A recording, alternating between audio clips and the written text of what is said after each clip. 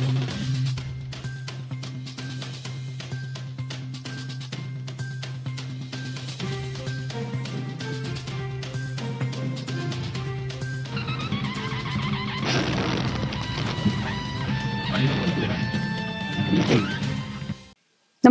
आपण पाहता Hirkani news. Hirkani news प्रत्येक क्षण ताज्या घडामोडी आणि महत्त्वाच्या प्रत्येक बातमीसाठी नेहमी तत्पर. ऊसतोड मजूर पुरवण्याच्या बहाण्याने 15.50 लाख रुपयांची फसवणूक. ऊसतोड मजूर पुरवठा करून देण्याचे आमिष दाखवून तब्बल 15,60,000 रुपयांची आर्थिक फसवणूक केल्याप्रकरणी एका विरोधात पलूस पोलीस ठाण्यात गुन्हा दाखल करण्यात आला.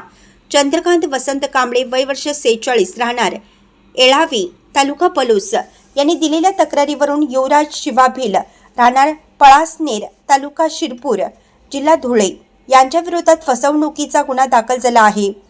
याबाबत पोलिसांनी दिलेल्या माहितीनुसार युवराज भिल याने सन 2025-2026च्या गळीत हंगामासाठी 30 कोयते म्हणजेच 60 ऊसतोड मजूर पुरवण्याचं आश्वासन फिर्यादी चंद्रकांत कांबळे यांना दिले होते. त्यासाठी भिल याने कांबळे यांच्याकडून टप्प्याटप्प्याने एकूण 15,60,000 रुपये स्वीकारले आणि या व्यवहाराबाबत नोटरी करारी करण्यात आला होता. मात्र रक्कम स्वीकारल्यानंतरही भिल याने ऊसतोड मजूर उपलब्ध करून दिले नाहीत आणि घेतलेली रक्कमही परत केली नाही. फसवणूक झाल्याचं लक्षात आल्यानंतर कांबळे यांनी पलूस पोलीस ठाण्यात धाव घेतली.